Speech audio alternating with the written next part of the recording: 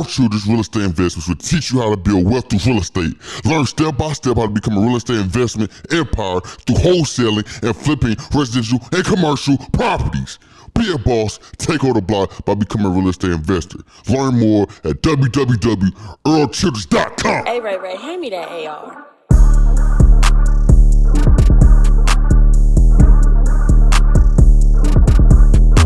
We're now listening to Off the Rip. Off the Rip, hardest podcast out right now. It's your boy Earl The Artist. What's good with it? You got staff here, man. And after hours of preparation, I finally got the homie in the building, Miss 88. The one and only. What's up? What's up, man? Tell the people where you from. I'm from St. Louis, Missouri. I was also born and raised in St. Croix in the U.S. Virgin Islands. Okay, I didn't even know that. That's crazy. Folks low-key a foreigner. Harlan. So how did you get the name 88, man? I got the name 88 from self-identity. Mm-hmm. And basically me growing up with 8 being my favorite number. And it just being like me realizing that all the things that was happening to me formed on a number of an 8, either an 18 or 28 or 8. Good and bad, and I realized that this number was so significant to me. And another thing would be that my mom tried to give me an artist name, and I wasn't messing with it. So I realized like 8 is my favorite number. Why not call myself Miss 88? Yeah, no, I feel that. So what are some significant things that like happened with the number 8 that made it your favorite number? Some significant things that happened was I got in my first real relationship on 8/28/18, and that opened up my eyes to a lot of stuff like me as a person, like self-identity, like I said. I remember I was depressed when I was 18. I was working at a print shop making funeral obituaries at 18. It wasn't like the brightest for me, but I remember, when you turn 18, like, okay, you're not, almost legal now, but that's like that number.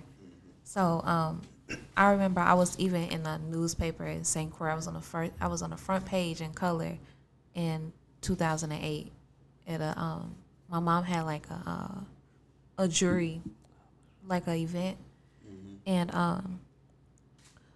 I was worried. I remember I was crying because it was a lady there from the newspaper, and she was taking pictures, and I was worried that I wasn't getting my picture taken. And then I woke up the next morning, me and my mom went to the corner store, and my picture was on the front page. That's what's up. And I got it framed in my room, and I had like lots, but I was 7 going on 8, but it was 28. It was not 2018, but 2008. Yeah, early fame at 8. Early fame at 8. And can you just tell us a little bit, if you don't mind sharing, what had you so like depressed at 18? Like, is it just because you out of high school going to that next step? I think one, I know for a fact it was because of the person I was talking to at the time. They made me feel so down about myself at 18. Mm-hmm. And I didn't like the way I was feeling. And then me on top of that, I was nonchalant at 18. I didn't give no F's with what I was doing. And when I was printing funeral obituaries, that even made it kind of more sad. But the environment was like up. It was good. It was a good feeling. But when I realized that every day I'm coming in here, I'm dealing with death. Why am I doing this at 18 years old? I understand that. I remember I was working at a t-shirt shop. I think I used to hit you about like all the little crazy death composition you had to come up with, and it's like. It's a beauty in it. Like, it's messed up to say that because at the end of the day, I'm doing graphic design for them. Yeah, so you like doing. You doing the last most beautifulest thing. I don't even know if that's a word, but you doing the most. And then some of the requests just be wild. Like they the be requests saying, be like, wild. Put little red man in the clouds with his AR-15. I had and Jesus AR-15. And then they put on a True Religion jean jacket, and I'm like, I feel. I had somebody's. I remember we did somebody's obituary, and it was like Hall Street to Heaven.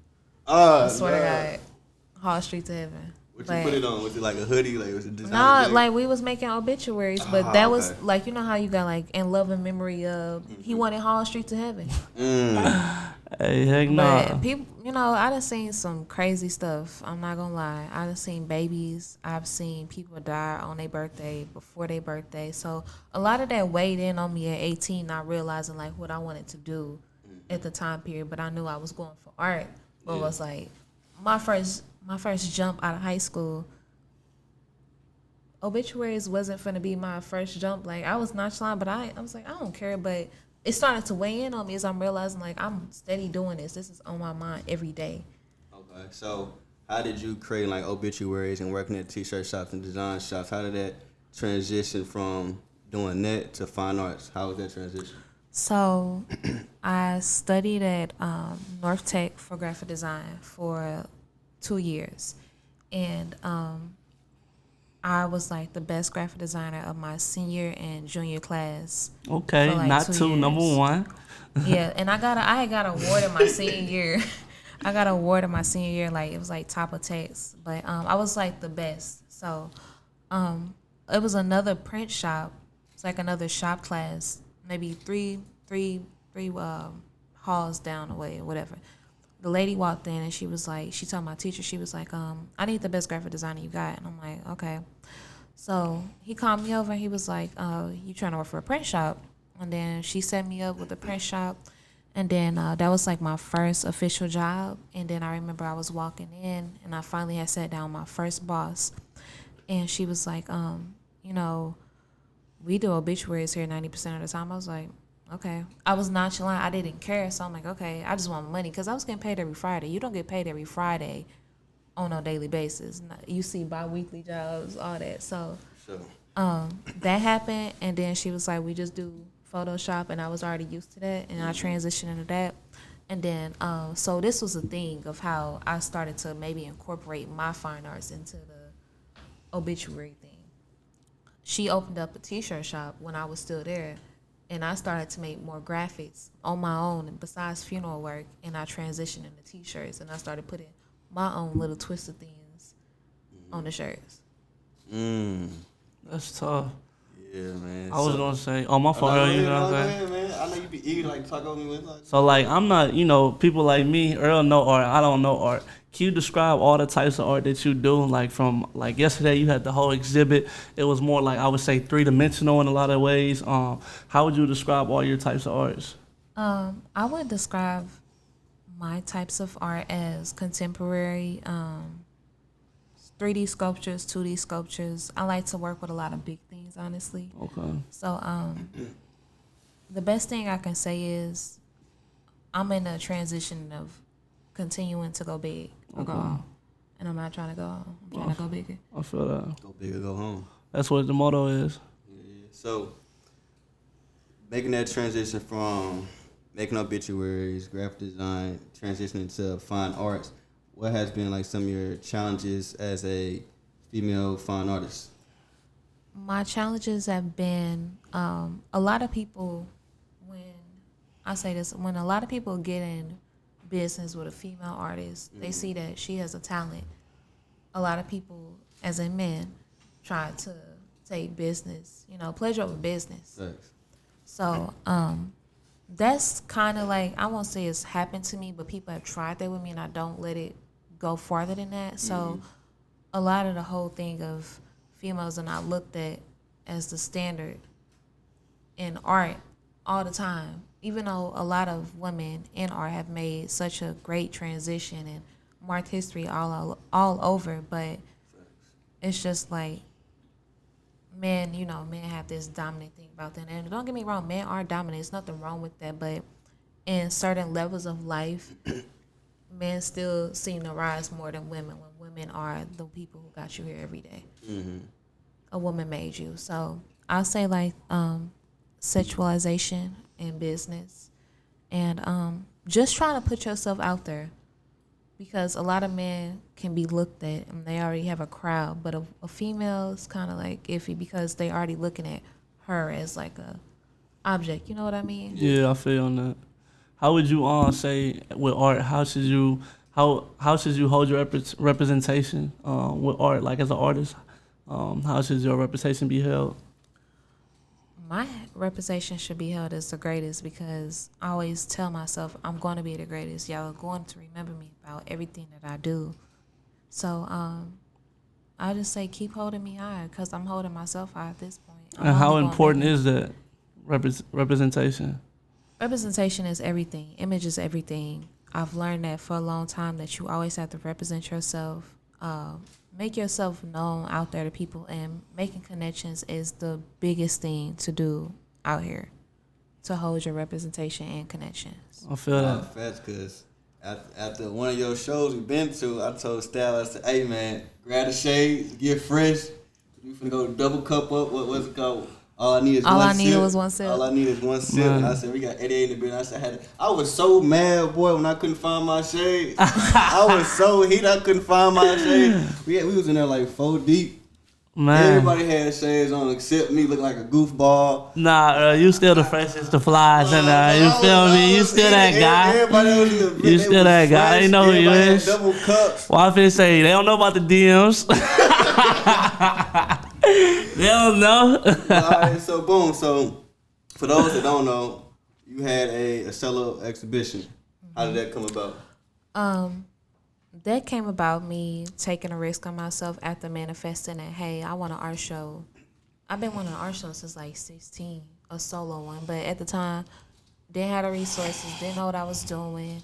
I was in my room. I was like, I wasn't a shelter person, but I was closed off, always painting, being to myself, and like just, studying on the low and waiting to pop out. This is my time to pop out. I quit both of my jobs. I said, you know what? I'm finna have an art show. So You recently just quit? yeah, like February. Oh, so you went full-fledged on this art show. Yeah. Oh, so you full entrepreneur right now. It is what it is. I feel that. I like that. So, all I needed was one sip came from me actually trying lean in 10th grade for one time only, like a one-time only thing. And it was only because one of my friends walked up to me in the morning and he had like a little Sprite tucked with him, some pint, double cup. I'm like, he's pouring up right next to me. I'm like, okay, what is it? I'm intrigued in the morning. I'm like, She says she intrigued. I'm like, what's up? So he like, go get you a juice. And I went in, I got an orange juice, and I'm not gonna lie, it was so nasty. But I think it was only nasty because like it was like a little at least like a water bottle size. But the fact that he poured me a lot once he poured it up, and then I was so intrigued once I saw everything going down to the bottom. Then you gotta tip it, and all the colors collide. I was like, dang, what's this? And then bell ring. I started sipping as I'm walking to class. Then I get in class. I'm like, oh, it's over with. I was in a whole sewing class. I couldn't sew. I couldn't do nothing. I was feeling like I worked a whole 12-hour shift, came straight to work, like whooped. Yeah, man. Did it answer your question, Stab? Because on the way to the event, he was like, E. I said, what's up, Stab? He said, does 88, do she sip lean, bro? No, I'm like, hey, man. Bro, No, I ain't gonna fake it with you. I was asking Earl. I ain't really know what type of person you was. I'm thinking in my head hard as hell. Like, I'll be interested. You don't even know. Like, it be all people asking me, like, DM me, like, you drink lean? You sip for real? No. Well, y'all think I do. I'm thinking like, yo, what type of background she come from? I'm like, yo, I'm asking all questions. I'm like, what type of person is it? What high school did you go to anyway? I went to West and North Tech. North Tech. Hey, what you the SDO feds? What actual high school she went to, man? Why you want to know? You talking about? Well, fans, I'm just wondering. You feel me? Cause the high school tell a lot about a person, but I don't want to. You know what I mean? I mean, like I was real quiet in high school. Like people knew me, but I was I was always to myself. I ain't really. Everybody knew me, but I don't talk to everybody. How'd you get that following behind you though? Cause you like you say you quiet, so quote unquote, but for you got the clout. But the work speak for itself. The work started to speak. I had a whole other like art page on Instagram, and I just call it Archives of 88 because that's where I just dump my work at. So I started drawing all my stuff from tech, from like making graphics, like from the projects that I had to do, from me just doing sketches, all the little stuff that I just wanted to do. I started to build up on there, and then I started to make bags. So I guess really my attention caught on when I was making like bandana bags. I even made some bullet bags, but that was like a little bit. But everybody started to know me because of the bandana bags. Then I started to transition into showing myself, into painting and all those other things. And people was like, "Oh, you hard, I fuck with you, this, that, and the third." So that's how it happened. I've been building this up since like 2018, 2017. At least So it's since I've been in 4 or high 5 school. years in the making. And you know what's crazy? I used to always, like 2018, not knowing nothing, begging for like support. Not even begging for support, but just like, don't nobody support me, this, that, and the third. But realizing that I had to build this from scratch. Like, people do support you, but you're not gonna know 100% who your audience is off the top of your head. I be feeling like, That's your homies, man. yeah, I be feeling like me and Earl. I don't know, I don't know if Earl more calm than how I do about the. I'm real touchy when it comes to like support or whatever, because sometimes I be feeling like family and friends be lacking in a lot of areas. Do you feel like, yo, like, you know what I mean? Cause I feel like sometimes we got a lot of inside support, but I feel like we got a lot of outside support. Like, it's been a lot of outside support. I gotta shout out everybody, but outside has been really rocking with us hard. What you do your day ones and your family really support, or what you feel? I'll say it is like that, but then you know how you are touchy on people supporting you. You think the people that supposed to support you. Sometimes they don't. So I had people like, I feel like they was supposed to be in my corner, support me, this, that, and the third. But I know like everybody can't be at your event every single second, because like I said, life goes on, BS be on, family matters. You got to get your money if you got to work. So I do feel like I've had people that I feel like should support me but don't support me. But at the end of the day, I'm not tripping off that, because I draw in other people from other states. Like, besides St. Louis, my biggest other supporters are coming from New York, and that's where I will go next. Okay.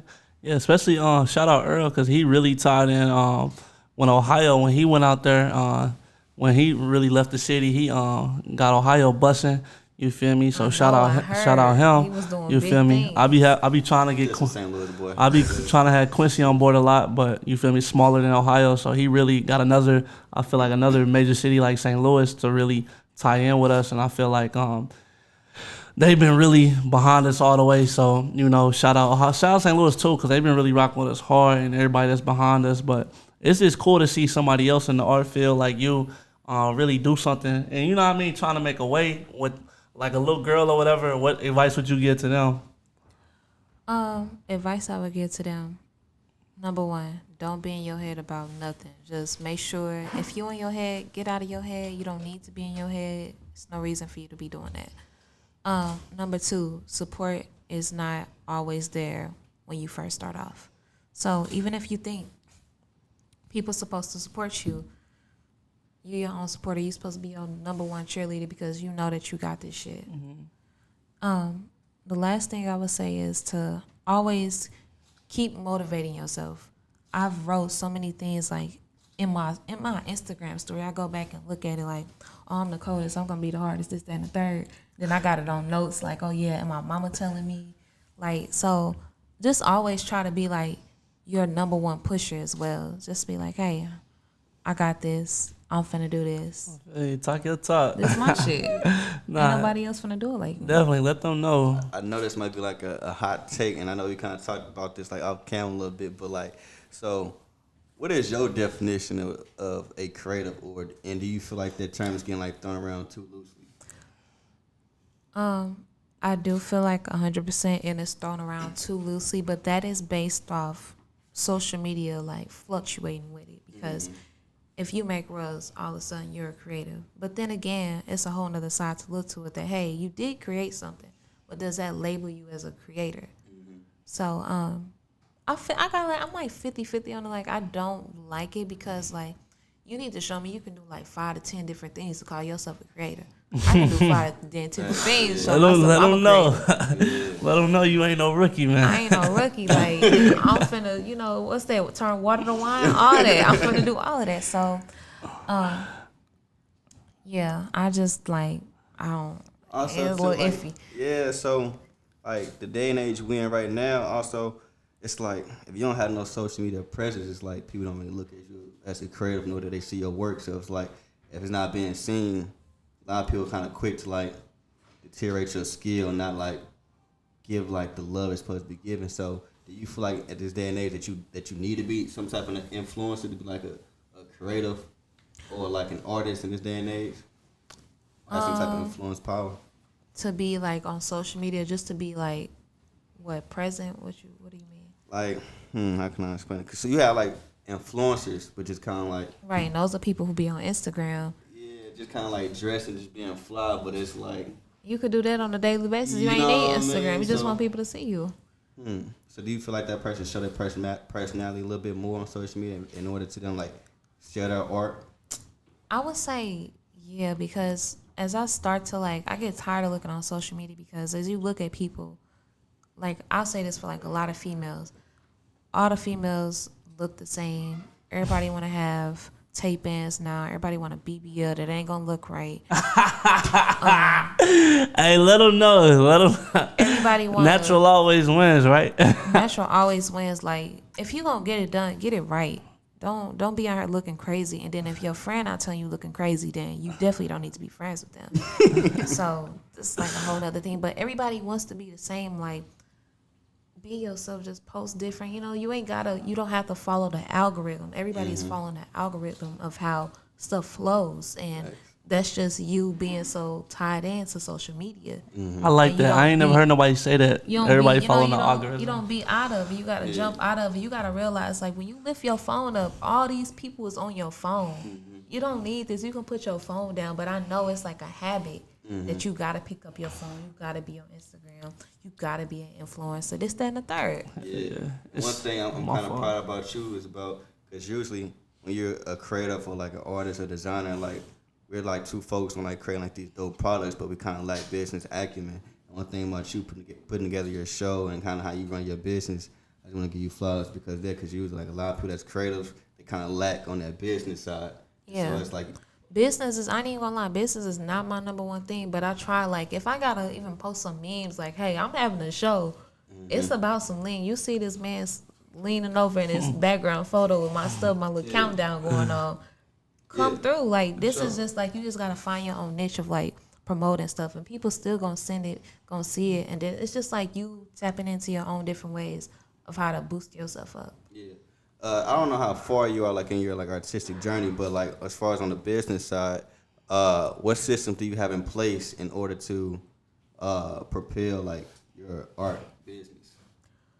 Honestly, I have no systems in place. I'm not even gonna lie to you. I'm gonna keep everything 100% the truth because I don't. Because I'm not at that step yet. Right, I understand. And when it comes, I'll be ready. I have those people. I have my mom. She's really, really good in business. But I got my support system. I got people that, make your connections. Like I said, you know people, so they can give you feedback off of this. And when it's time for you to fly, you're gonna fly right off. Yeah, for sure. Sometimes it's not what you know, but who you know. And I had to Yeah. learn that a lot when I went out to like Always. school type shit, cause I'm like, I know all this stuff. I can design better than him. And But they it was start like- proving you all wrong. No, They ain't prove me wrong? I got a couple, but they wouldn't prove me wrong. But I started noticing like it's who you know. Like when I started like getting outside of campus and actually going to the city, I was getting like in rooms with people. I was like, all right, this is where I need to be. Because if I didn't, know these people, I wouldn't be in certain rooms. I was able to get in. So, who are some of your influences when it comes to like art? I don't want to say nobody name wrong. We're gonna say Kahenda Wiley, That's a good one. Takashi Murakami, because I've had a lot of people, and this is so random. Somebody called me a hood Murakami. I've had somebody call me a black female Murakami, and I'm probably saying his name wrong, but please forgive me. Basquiat, I love him. Who else do I like? I like a lot of old people. I like Kenny Scharf. He did that mural that's on the side of my venue. That was on the side of the venue Oh yeah, that was last hard. night. I think we got what? But he pictures was from like around with Basquiat and Andy Warhol type. So he's like a legend. So for him to be there, right there, like on the side of my venue, like he was just there recently. Yeah. It's like it's energy, is motivation to know that people here, you can still go touch people outside of your city. So them like my couple people. off the rip off my head. That's a good lineup. So speaking of the city, how would you describe like the St. Louis art scene? The St. Louis art scene is it's fluctuating. I'll say that it is still on a rise. A lot of people still have to come out their shell because I feel like it's people in their shell and worry about this, that, and the third, how you need to present yourself in business too. And also, everybody likes to do the same thing, as I'm noticing. Yeah, for sure. It's been a lot of brands. You think it's a lot of people? Do you ever think people? Do you think it's people stealing or do you think people like stealing ideas or freaking? I would say like not stealing ideas. What's the in St. Louis? Yeah, always. But that's worldwide. Like everybody, like whatever you put out into the world is universal. So somebody can grab that. Like this is just like a quick backstory. But when I was doing bandana bags, like back to back to back, people were sending me other people who was doing bandana bags, and I'm like, I don't care. Like it's a universal print. Yeah, nothing's new underneath the sun. Nothing's new. So like for you to show me this, I ain't stealing it. They not stealing my design. This, that, and the third. It don't matter. Yeah, for sure. Cause once it's out there, and you can't do nothing about it. So you need to be very, very, very, certain on what you want to put out there because somebody will grab it if it's hot. Yeah, I feel like that's kind of like somewhere with the entertainment business and kind of like media and art. Like these are kind of like avenues where like the entry point is very low. So it's like, I don't say you don't need like a lot of skill for this, but like anyone can do this. Like, you can pick up a phone, you can create content. You can pick up a pencil and get a sketchbook. You can create art, get you some paint and just create art. So I feel like, of course, like the market would be kind of saturated. But like with the market being saturated, how do you feel like, what are some tips you can give someone to kind of like diversify and kind of separate themselves from the bunch? How to diversify yourself? For me personally, I've looked within my life about the things, how I can separate myself. Just for me having 1 cup of lean in the morning is how I just separated myself. Because I done heard a bunch of people say, I ain't never seen no lean art show, this, that. And I did it. So that's like, I just say look really deep inside you. Look around you. Get out of your body. Get out of your phone. Yeah. Take a peek at your environment. And if you got to dip down in them, like, I guess, like low times in your life, do it. Yeah. Find some pain to grow yourself with. Sure. And turn into something beautiful. Sure. If I could chime in with that, it's all about really like finding your why, honestly speaking. Cause we got of course we started a podcast, but each second, each minute, like it's a new podcast being created, getting published. Like, still being small. But I feel like once you kind of like find your why, like no matter what you're doing, like you kind of like don't worry about like the competitors, cause like you said, like off the rip, and how you said all you need is one sip, and you just did one thing of lean. Like one little incident kind of happened in our lives. We was just talking about like not having as much a support system and like friend groups and things of that nature. And for like one incident to kick off, I feel like that's what we needed. You know what I mean? And I like business to give us that why. And so that's why we're all about trying to like promote small businesses and like get get entrepreneurs and get like artists and designers up there and get them a platform and support them. You know what I mean? Yeah. So, like you never know where you finna be at, where staff finna be at, where I'm finna be at, where anybody in this room finna be at. So you always should give anybody that you see on the rise in a little city, anywhere that you know that's got a little different team to them. Get them their flowers because you never know how big you're gonna go up, and they remember you for giving them that chance. Yeah. To be on a show like this. No cap, man. Oh, everything. No, I feel like we about good. We appreciate you coming on here and really showing us love like it means the world, and we wish you the best in everything you do.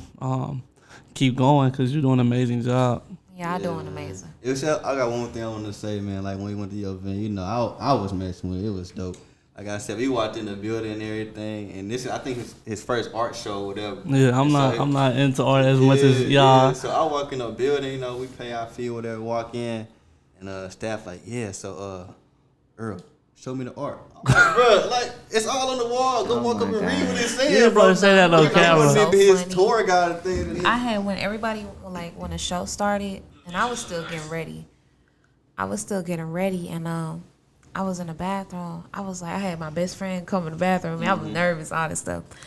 I'm like, oh, who out there? Who all out there? You know?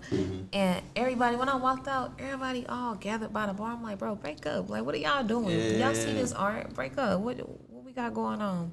I'm outside checking people like, what's up? Y'all need to get in. Yeah. All that. I'm talking about I got drinks, all this stuff. So I'm like, bro, break up. Like, we finna have a good time. I had the music playing. I said, bring your own liquor. We was back there serving liquor, serving everything. So I was just like, break up and have fun.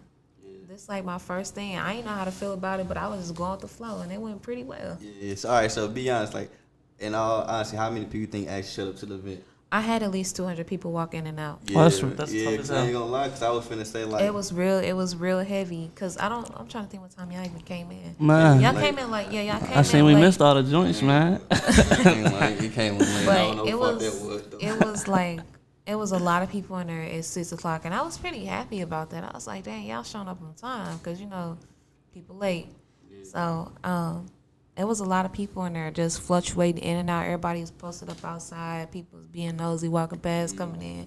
So it was really good. Like I was like, you know what? With everything that it went on today, everybody has came out and showed out for me. And I even got like people sending me text messages like, oh, I can't come, I'm sick. And I'm like, you know what, that's fine. I have no hard feelings toward y'all because it's the fact that you wanted to come. Like, you know you was going to come. But, you know, stuff happens, life happens, and that's totally fine. Yeah, for sure. I asked you to say that because, like, you said 200 people came out. Seeing 2 people in person is way different and bigger feeling than seeing, like, 200 likes on Instagram, right? Yeah, Like, it's overwhelming. it is very much overwhelming because a person is just clicking a thing on their phone. They strolling to the next person.